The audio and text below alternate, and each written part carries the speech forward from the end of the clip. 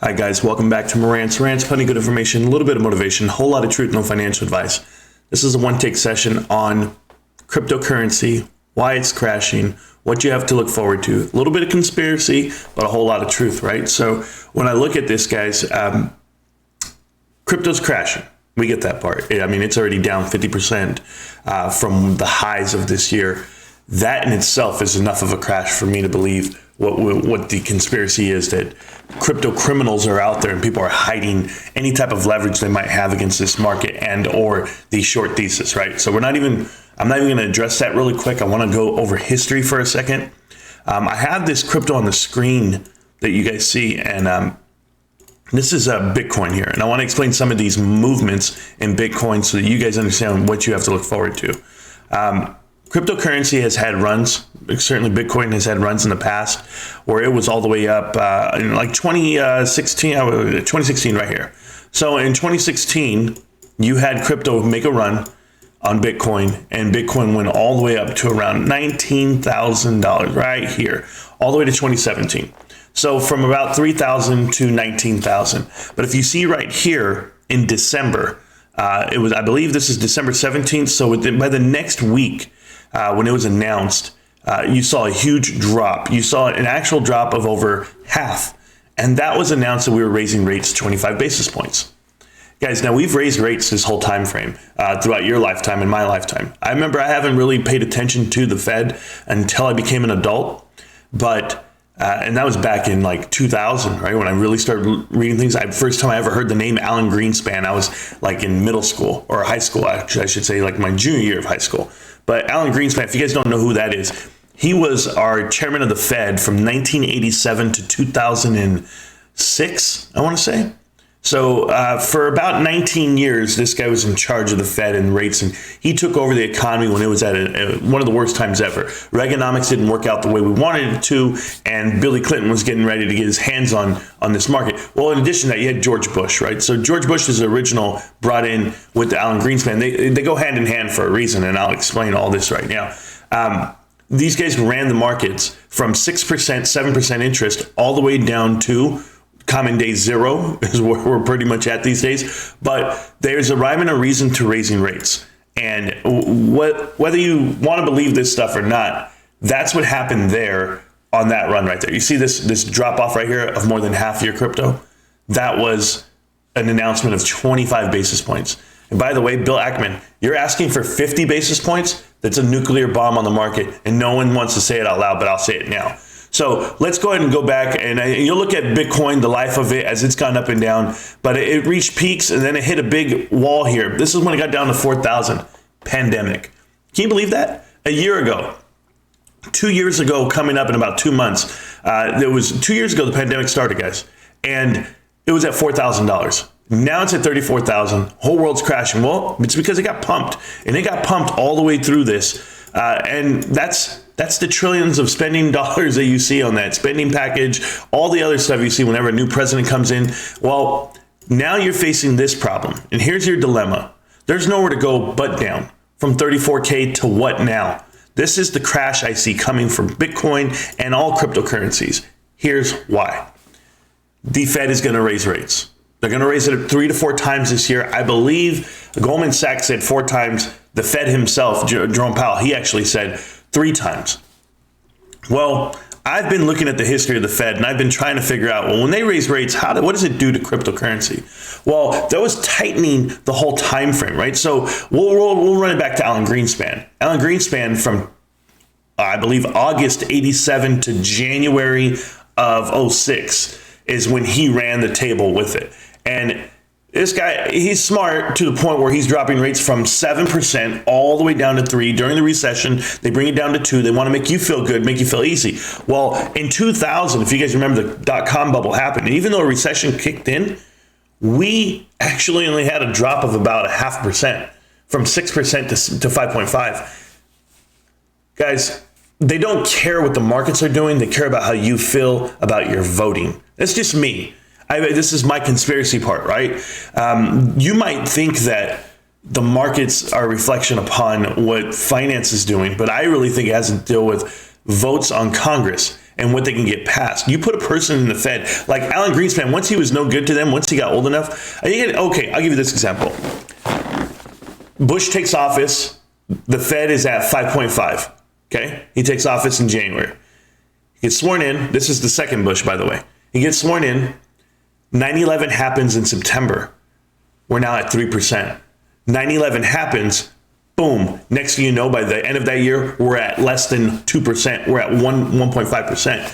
You see, you lower rates to make people feel better, no matter what happens, no matter what travesty happens.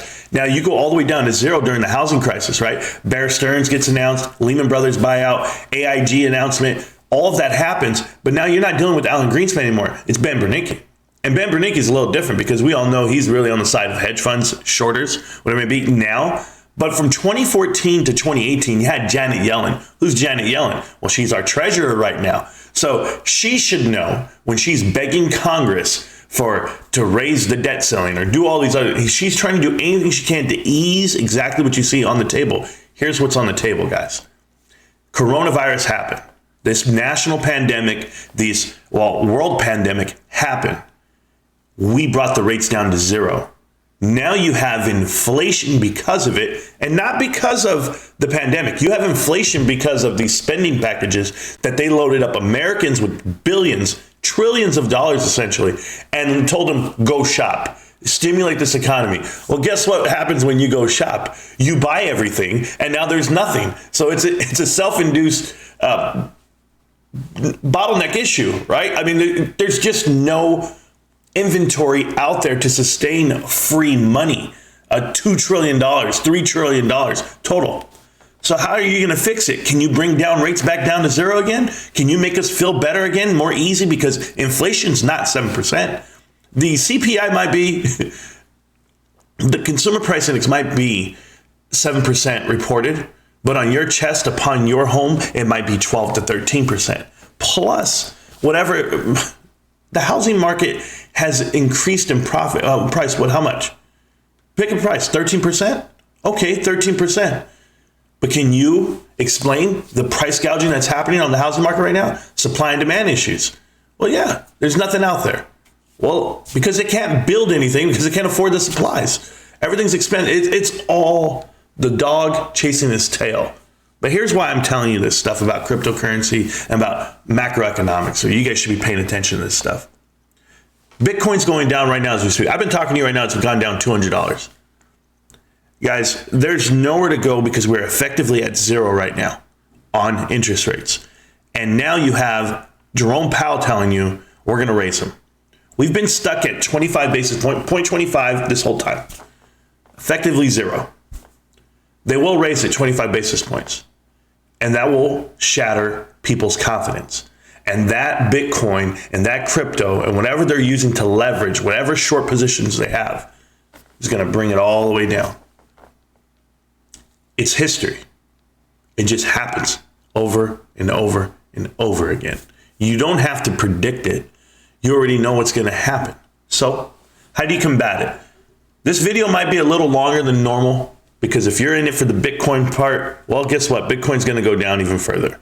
That's going to happen by March. Oh yeah, we got a whole month of sell-off. And it might have these little peaks and valleys here where it rebounds and there's support there at 30,000 and it hasn't gone below 29.9, 29.8 before. Okay, not this year. Okay, we'll figure it out. I'm not buying it. But now here comes the conspiracy. Last time Bitcoin was down this low and it came all the way down and crumbled all the way down, we remember the rocket that shot up on GameStop and AMC.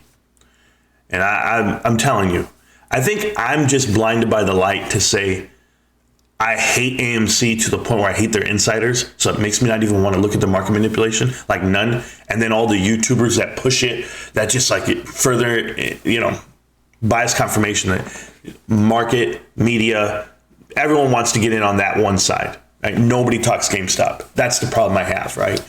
So let me focus on, I don't want to say all meme stocks, all retail stocks that we end up loving and buying, but I'm diamond handing GameStop. The rocket on GameStop, 9-to-1 buy to sell ratio.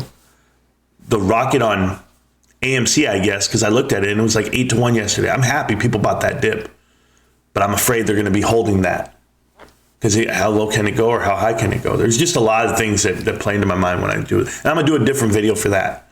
But let me stay on point here. Bitcoin, all of crypto is used to leverage the short, in my mind. And 9 months ago, I was sitting here telling you the blue chips have to sell off to pay for this. And yesterday was like the first example of that, where GameStop had an 18% swing from the low of $92 all the way up to 110, now settling down at 106, 107. You're looking at a huge swing on GameStop, but yet all the other market, the rest of the market just sold off. And it was like a drastic sell-off. GameStop was green. There's only one green thing in this whole damn market. So everything we want to happen, everything we say is going to happen, is actually happening. And are we scared? That's what I'm going to ask you. Am I scared? I'm not scared, right? So I wake up and I'm good and I feel good about it, but understand that it's all been done before. But on this case, in this one investment that you might have with the GameStop, and I only speak for that one because that's the only thing I hold right now, 97% of my portfolio right now, the one that I'm trading with. And I think they want to leverage it. This is my conspiracy stuff, the stuff I can't prove. The lower the price goes, the heavier it gets for them. See, and I've said this before, but we used to chill at 200. We used to chill at 180 and 160 and 140. And now we're hanging out at 100 because they needed that low. They needed that low and it's that heavy. And as they're selling off their bigger positions to get it there, they can short it, they can borrow it, they can go find it. Maybe DRS is locking up all the shares that they can find. You see all these brokerages now saying they're not going to lie to DRS because they can't find the rarest share on the market. Oh, it's the rarest. The fact that you own it, you own a goddamn diamond, guys. So not figuratively, literally, it's that valuable. So it's Saturday morning, guys. It's January 22nd, 2022, all the twos, right? And I can't tell you I've been more excited about a market for opening on Monday. I'm extremely excited. I think the market can run. I think the stock can run. I think GameStop can run. I think crypto's crashing. I think all these things line up. Look at Bitcoin right now, coming back to life, $300 up. But not really. This is just that little jagged edge they do. But you and I, we're in a good stock. And we should feel good about it. I'm going to make some more videos this afternoon. I'm going to attack a couple of issues, but for the most part, guys, know where we're headed, know what's going on. And at 106, holy shit, man, buy as much as you can. Not financial advice, just what I'm doing. But am I delusional? No. Am I going to end the stream this way? No, I'm not going to end this video yet. I'm going to say something else. So GameStop is the leverage, right? They have to deliver all the shares. I was looking at a chart, and I'm going to put up all these charts coming up on other videos and other things I post on Twitter. There's a chart out there that's showing you the FTDs, failure to delivers on GameStop, is in the millions. Millions. So are they prolonging what's inevitable? Not for long. We get a run all the way up to $200. How heavy are we now? Now that we bought it all, how heavy are we now? What are we buying, by the way? These are not the original 76 million shares. We're buying plenty of IOUs, synthetics, whatever you want to call them. But to the rest of you guys out there that are doubtful, I told you so. GameStop, can't stop, won't stop, GameStop. I have other videos coming, millionaires.